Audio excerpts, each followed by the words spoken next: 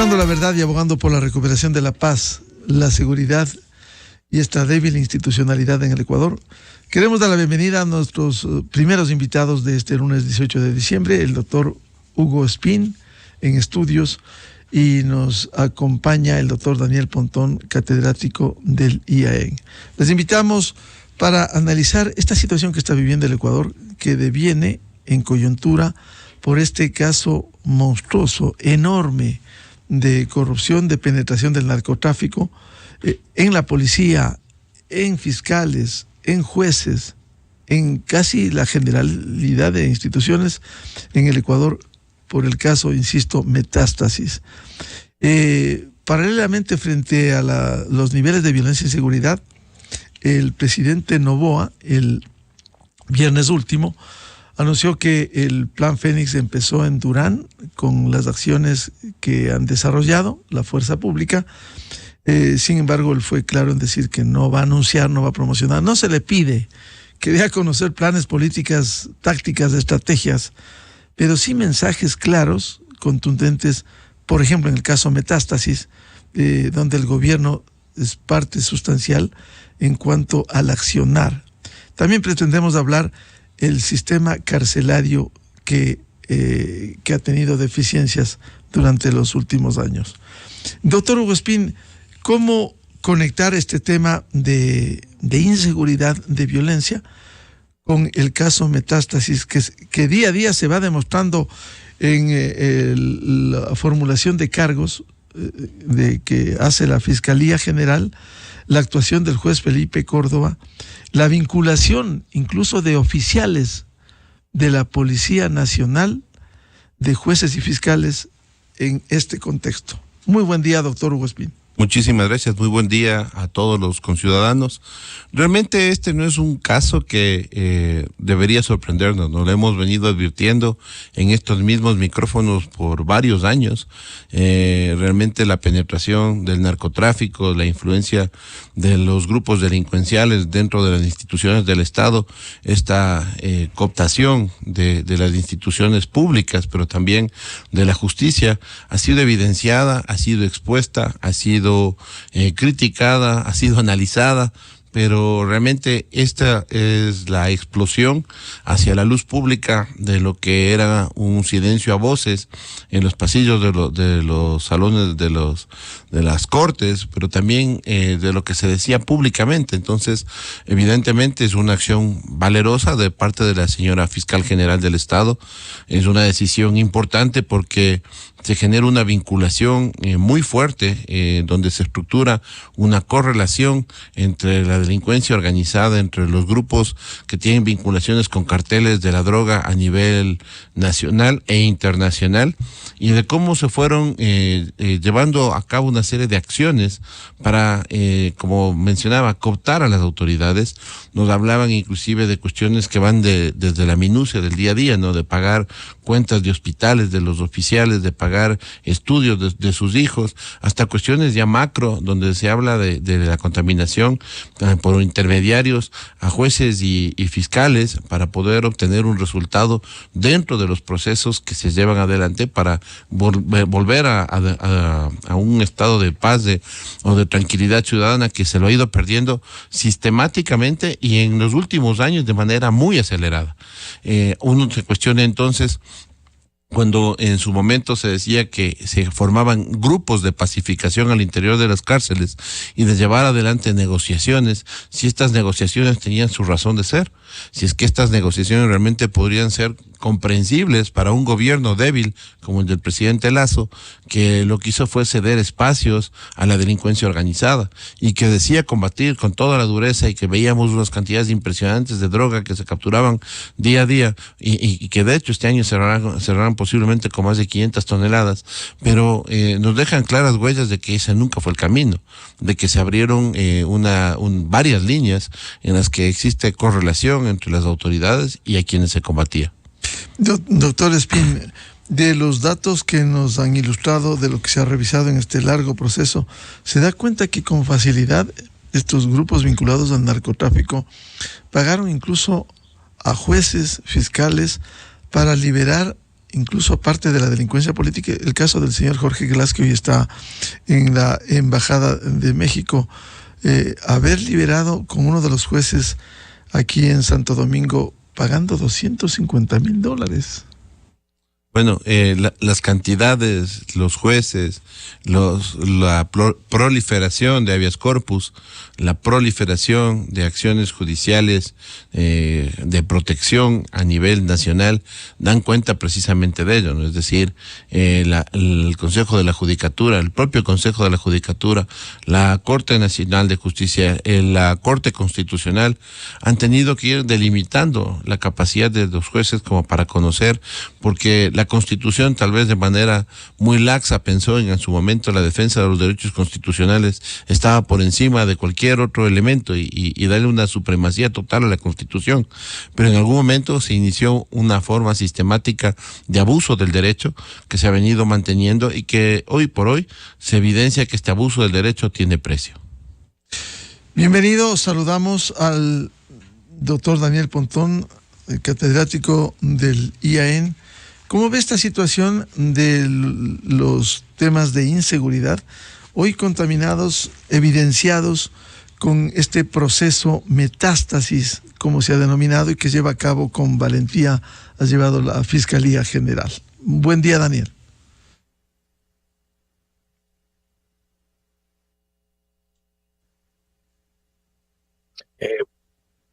Hola, Miguel. Bueno, sí, con tertulio aquí en la mesa.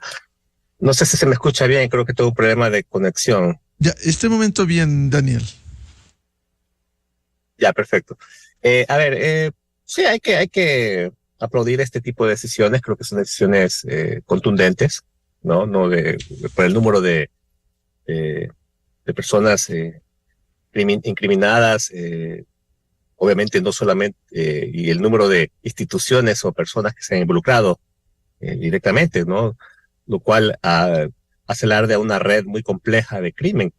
Coincido con Hugo, es un tema que se ha venido anticipando en distintos momentos sobre el problema, ¿no? Que básicamente nunca se entendió todo el problema carcelario, digamos, nunca se pudo entender sin este tipo de complejidades, ¿no? Claramente detrás de este tema había una serie de anuencias institucionales, complicidades que permitieron este tipo de situaciones, ¿no? Y que la situación se haya agravado. Lo que me preocupa a mí es que yo creo que yo en eso coincido, he leído con mucha atención un escrito que ha hecho el doctor Basabe en Primicias. Yo coincido plenamente con él. Yo creo que el problema es mucho más estructural, ¿sí? Y lastimosamente, sí es cierto, son importantes marcar algún tipo de precedente con este tipo de acciones de la Fiscalía, pero me parecería que este tipo de situaciones van a seguir pasando si no se toman correctivos mucho más estructurales del problema, ¿no? ¿Por qué le digo esto? Porque lastimosamente, yo decía en hace pocos días, detrás, en los teléfonos de los líderes carcelarios debe haber una maravillas, ¿no? Uno puede actualmente entender una serie de redes de cómo funciona. Lastimosamente, este caso operó sobre una investigación de un celular de un líder carcelario, un narcotraficante, señor Norero, que lastimosamente está muerto, ¿no? Y él ya no está operando en el sistema criminal, digamos. Si bien es cierto, revela toda una estructura, pero creo que aquí el problema es mucho más allá, ¿no? Y eso me parece que es importante atarlo a la estrategia que debe tener el gobierno frente al asunto, porque yo creo que aquí básicamente el problema no solamente es la judicialización, sino es la estrategia de seguridad que salga de esto, ¿no? Y yo sí creo que esto, más allá que el presidente diga que es parte del plan Fénix, me parecería que el presidente sí le debe al Ecuador por lo menos una clara visión de qué consiste este plan Fénix. Se hace entrever que el tema del plan Fénix va a empezar por el tema carcelario, y lo cual coincido plenamente con eso, pero me parecería que hay que ir atacando a los productos más sensibles del problema de la inseguridad de este país. Y en este caso, por ejemplo, el tema de la función judicial me parece que es clave. El país estamos viviendo una grave crisis de impunidad. ¿no? Lo que estamos viviendo ahorita en las calles, eso se conecta con el problema del crimen, de la violencia que cada día nos afecta. Y frente a ese sistema yo no veo respuesta, más allá de que esto apunta a un caso concreto, importante, no quiero decir que no, pero si esto no se apunta a corregir problemas estructurales, lastimosamente este Plan Fénix va a ser solamente eso, ¿no? Efectos o casos que pueden llamar a la atención pública, pero que no va a revertir la situación. El tiempo es corto, pero yo creo que por lo menos en el papel debe plantearse claramente las líneas estratégicas de este plan, no con el fin de velar operativos, temas que son parte de la operación de las fuerzas del orden, pero sí la visión que tiene el gobierno frente a eso. Yo creo que hay que discutir sobre eso porque un plan por concepto, y lo venía diciendo, es un tema que debe ser altamente socializado. Cuando se pide el concurso de todos los actores del sistema en materia de seguridad, cuando decimos que la seguridad es compromiso de todos, responsabilidad de todos, eso debe estar articulado alrededor de un plan. El plan se constituye una herramienta de gobierno, ¿no? De gobernanza, como se dice, para generar cambios. Sin eso, yo creo que lastimosamente vamos a seguir navegando en una serie de cuestiones que no tienen ningún tipo de efecto, ¿no? Y eso me preocupa, que esta iniciativa de la Fiscalía se diluya netamente en la coyuntura política, ¿no?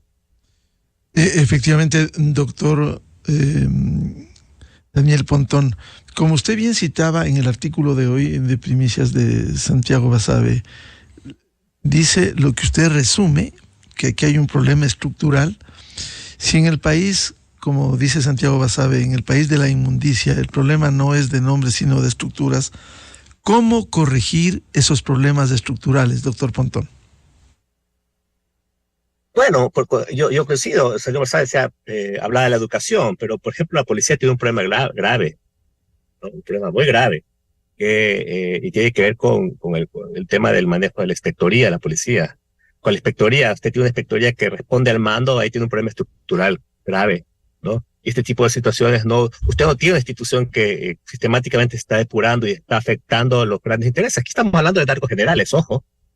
Pero si usted tiene una inspectoría que depende del comandante de la policía, eso se constituye en una debilidad interna, en una institución débil, una institución que no puede autodepurarse, y eso justamente tenemos que esperar que este tipo de situaciones salten, estos escándalos a través del celular de un criminal, ¿no?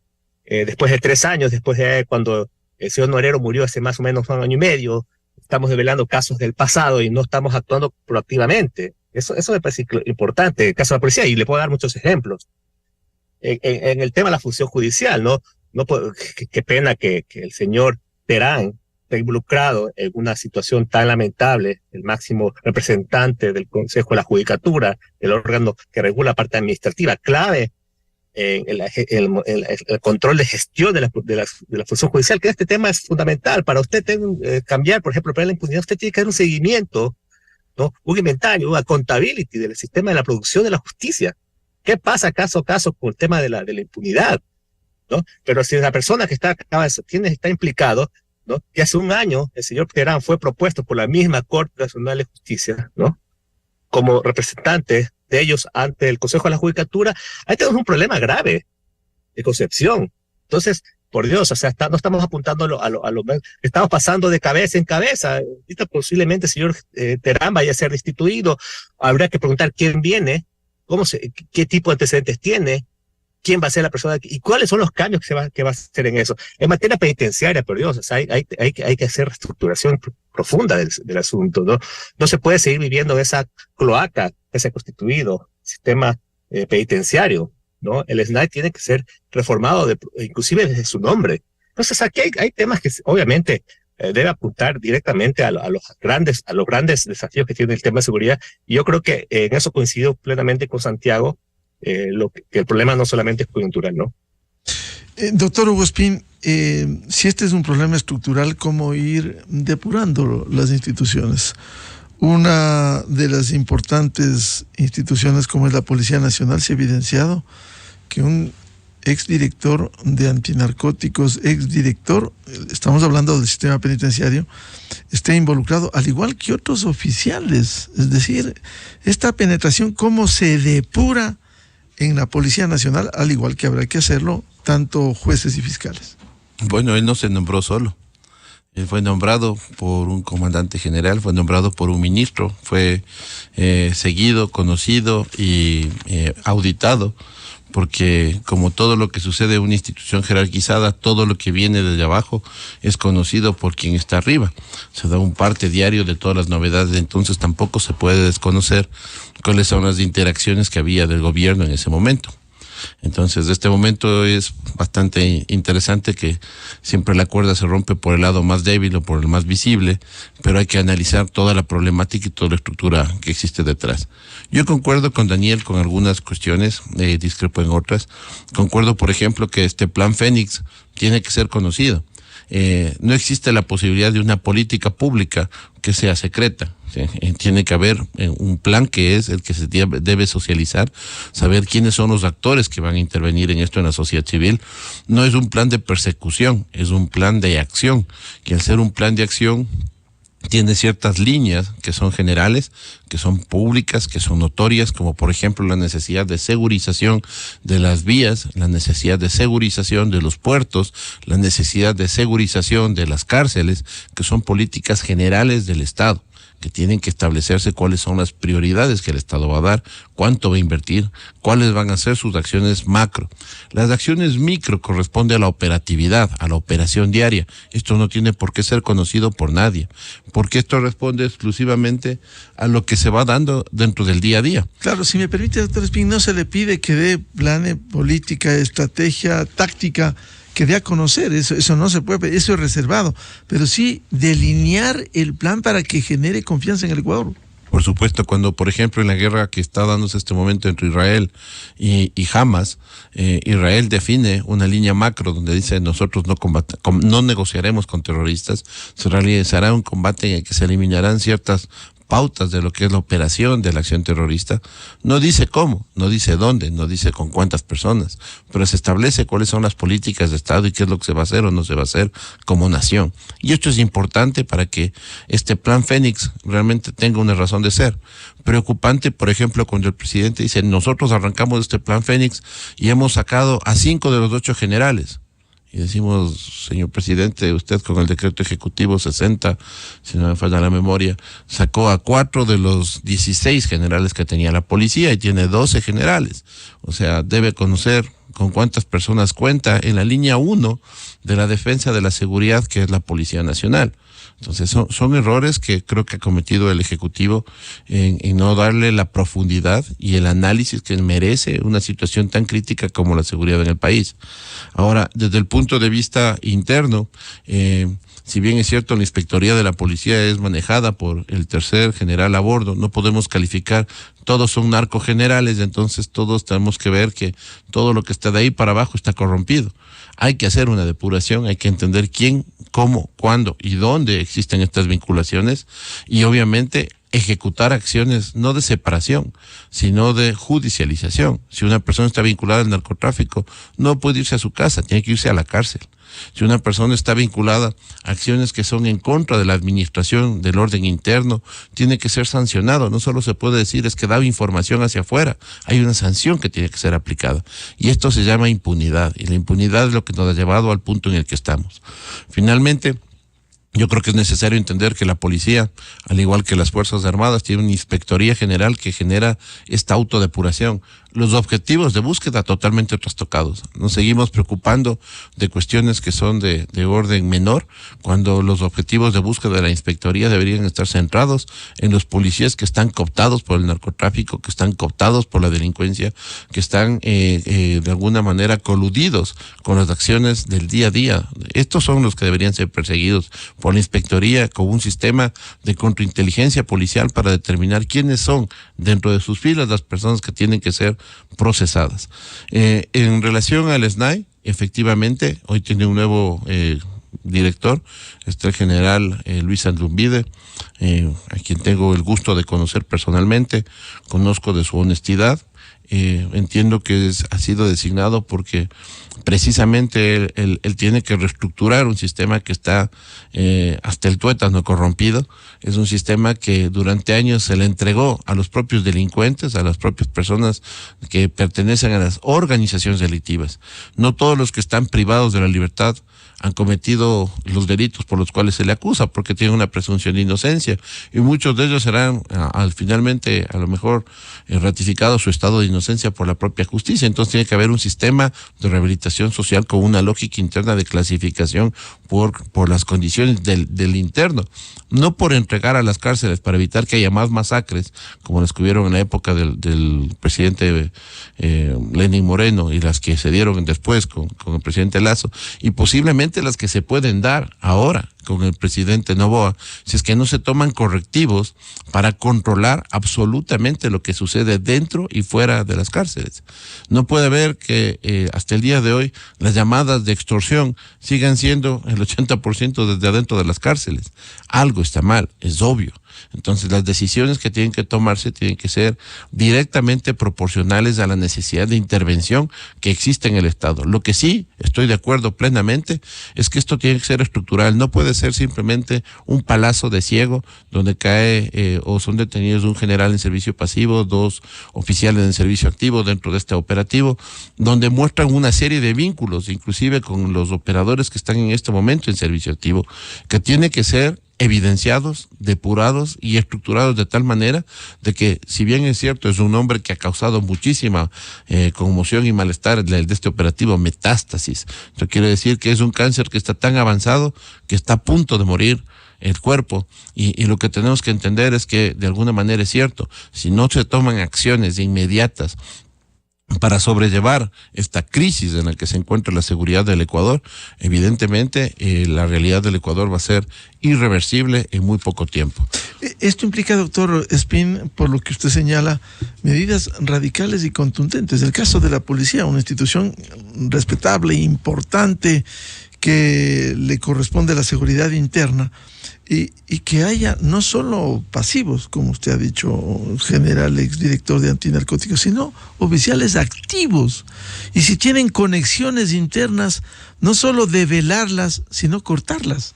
De hecho, lo que corresponde es hacerlo inmediatamente. Si Fiscalía tiene ya una correlación de eventos y de hechos, tiene que ya intervenir, tiene que ya empezar a hacer acciones para que no suceda lo que la propia Fiscalía advirtió. Fueron informados de manera temprana algunos de los blancos que tenía la propia Fiscalía, con un equipo y una fuerza de tarea de más de 900 personas, es decir, se les escaparon 7 con 900 atrás, que hay que tomarlo también en consideración en todo el contexto cuando uno da una información en este sentido. Entonces, ¿qué es lo que está pasando? Hubo filtración. Fue más que evidente. Y el expresidente de la República, prófugo de la justicia, ¿no tiene una responsabilidad al haber advertido públicamente algo que era reservado? Sí, pero el día de ayer yo advertía por el mismo Twitter que se publicaba un impulso fiscal categorizado como reservado por una de las páginas no recuerdo exactamente el nombre, pero publicaban justamente el informe reservado, un impulso, reservado, en el que se pedía la ubicación del ex vicepresidente Glass.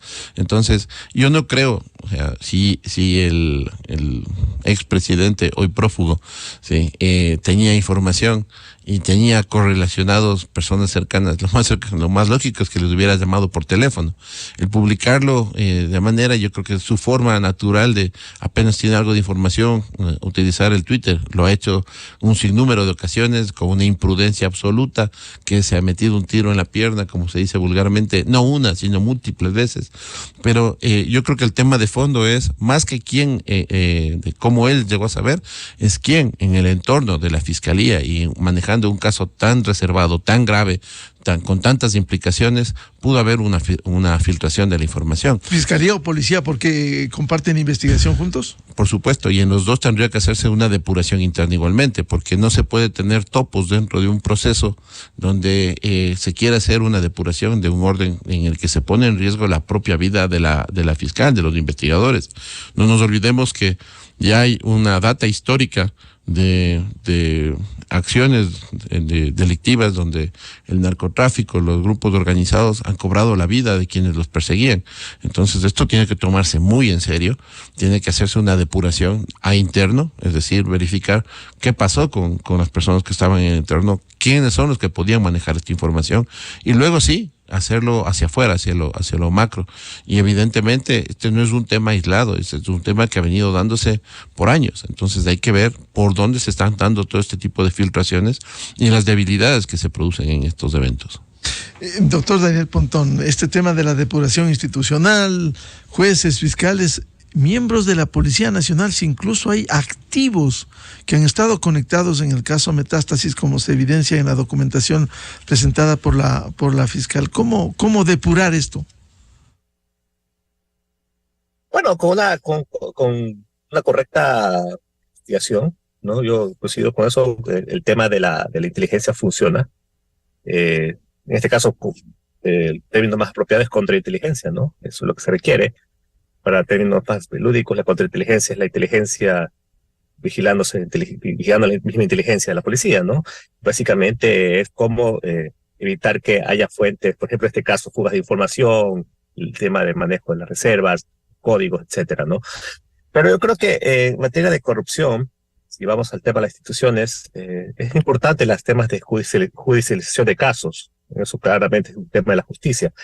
Pero digamos, en el caso de la policía, el rol, por ejemplo, que cumplen la inspectoría, etcétera, tiene que ver también el plano preventivo, ¿no? Y ahí es clave, por ejemplo, todas las acciones que se realizan por parte de la policía en materia de el manejo del polígrafo, de los asuntos de la investigación de las cuentas de las policías, de los bienes, etcétera, que son cuestiones, controles periódicos, y eso hay que conectarlo claramente con el tema también de qué tipo de personal policial estamos teniendo, formando, cuáles son los valores que se están impartiendo dentro de las instituciones como la policía, ¿no? Y la justicia es algo parecido, ¿no? Yo creo que en ese sentido el trabajo preventivo es fundamental, porque lastimosamente el narcotráfico permea, el narcotráfico es una economía que es muy dinámica, es muy dúctil, y lastimosamente busca ingeniosamente meterse en las instituciones, meterse en las esferas de la sociedad civil. El embajador Fitzpatrick hace unos 10 días atrás hablaba por ejemplo, del fútbol, ¿no? Y eso es una demostración del poder del narcotráfico. Y ahí es lo que usted necesita tener, sobre todo en el Estado, es un Estado fuerte, ¿no? Yo creo que un Estado que no debe dar tregua en una medida de dar signos de debilidad. Y lastimosamente, el narcotráfico necesita de este tipo de debilidades institucionales, gobiernos débiles, gobiernos sumisos, gobiernos que no encuentran brújulas, gobiernos que no atinan a estructurar un plan, por ejemplo, para justamente hacer lo que han hecho. Ese ha sido el problema de este país, ¿no? Lastimosamente, el problema del crimen organizado ha permeado y ha crecido en un margen de un Estado extremadamente incompetente, ¿no? De resolver los grandes problemas que tenemos. Frente a eso es que varios años después, tenemos a un problema ya mucho más incrustado en el Estado, en la sociedad. Y en ese sentido yo creo que ahí hay que fortalecer el Estado. Básicamente es el elemento fundamental para trabajar en este caso, ¿no? Generar capacidades, tanto en el ámbito de la prevención como en el ámbito también de la judicialización o la criminalización de los temas que son importantes. Un tema importante, yo creo que aquí hay que apuntar también, yo sigo insistiendo, Ecuador no puede vivir sin el tema, con estos niveles de impunidad que tenemos. Yo creo que ese es el problema fundamental de la violencia, ¿no? Yo creo que el presidente Noboa tiene que darse cuenta que con los niveles de violencia que está viviendo el país, este país va a ser inviable en varios años, ¿no? Ese es el... Sí. Doctor Pontón, el otro tema que señalaba el doctor Hugo Espín, ¿cómo afrontar el tema del manejo del sistema carcelario? Esta no es cuestión de personas, puede llegar gente muy bien intencionada, honesta, pero aquí también hay un problema estructural. Primero, para el pleno control del sistema carcelario, y segundo, algo que ha resultado utópico, la rehabilitación social. A ver, el tema carcelario tiene que ir por partes, ¿no? Hay que abrir varios frentes. Yo creo que el problema que tiene el país en materia carcelaria es que queremos enfrentar un problema grave, muy grave que tenemos, con las mismas herramientas del pasado, ¿no? Yo creo que eso, nosotros tenemos que pensar que el Ecuador necesita fundar un sistema penitenciario que esté acorde a las circunstancias que vivimos, ¿sí? El presidente Noboa ha anunciado, que, por ejemplo, de construcción de cárceles de máxima seguridad, de super máxima seguridad, que puede ser interesante, puede ser importante, pero yo creo que hay que ser mucho más ambicioso, ¿no? Y es un sistema que no debe ser solo basado en temas de infraestructura, sino en modelos de gestión penitenciario. Pero para eso usted tiene que tener una serie de mecanismos institucionales adaptados, capacidades adaptadas, ¿no? Por ejemplo, a mí se me preocupa, yo también lo conozco, el general Saldo Umbide, él es un funcionario, el ex miembro de las Fuerzas Armadas, muy competente, pero yo quisiera saber qué sabe de rehabilitación social, qué sabe del manejo del sistema penitenciario. Yo creo que el Ecuador no está, ya no está en capacidad de improvisar, ya creo que hemos vivido improvisando y eso ha sido un problema, ¿no? Y yo sí creo que detrás de esto debe venir una profesionalización del manejo del sistema penitenciario muy profundo, ¿no? No solamente a nivel de cabeza, sino a nivel de toda la estructura. Y yo, lastimosamente, no tengo un buen concepto del manejo del SNAI, porque ni siquiera pueden tener un sistema estadístico decente, ¿no? Hemos pasado haciendo censos. Cuando ya usted con un buen sistema estadístico institucional puede tener información al día de qué es lo que está pasando en las cárceles, ni siquiera eso, hasta eso se destruyó en este país. Entonces, lastimosamente, con esa forma de mentalidad, con esa forma de pensar, con ese manejo bastante rudimentario del sistema penitenciario, las cárceles ha pasado lo que está pasando, ¿no? Que han sido cooptadas por el crimen. Por ejemplo, ¿cómo vamos a revertir el problema del famoso concepto del autogobierno penitenciario? Que es un tema viejo aquí en el país. No se le inventó ni Correa, ni Moreno, ni Lazo, es un tema que lo venimos heredando mucho tiempo. Es decir, que los presos mismos manejen su sistema, por ejemplo, el tema de los caporales, las puertas, etcétera, etcétera. Eso ahorita ha sido cooptado por las bandas y lastimosamente esos problemas irreversibles del sistema penitenciario. ¿Cómo revertir eso? Habría que hacer una gran pregunta, ¿no? Porque lastimosamente mañana se hace un operativo, se pone a gente aquí y allá en una universidad, se hace una reubicación, se crean nuevas cárceles, ¿no? Donde albergarán el 5% de la población penitenciaria, pero tenemos el 95% de la población todavía en un sistema que es reclutador de bandas criminales. Entonces ahí hay que hacer una mirada muy profunda, muy analítica, y lastimosamente eso también se necesita voluntad política y también muchos recursos económicos, porque ese sistema no es para nada barato, eso cuesta mucho para el Estado. Y habría que pensar qué tipo de modelo de gestión se está planteando, ¿no? Si vamos a ir por modelos focalizados o orientados al tema de la privatización, de tercerización de servicios, etcétera, o qué mismo servicio vamos a ofrecer, porque yo creo que aquí estamos dando palos de ciego y me parece que todavía prima mucho la improvisación, ¿no?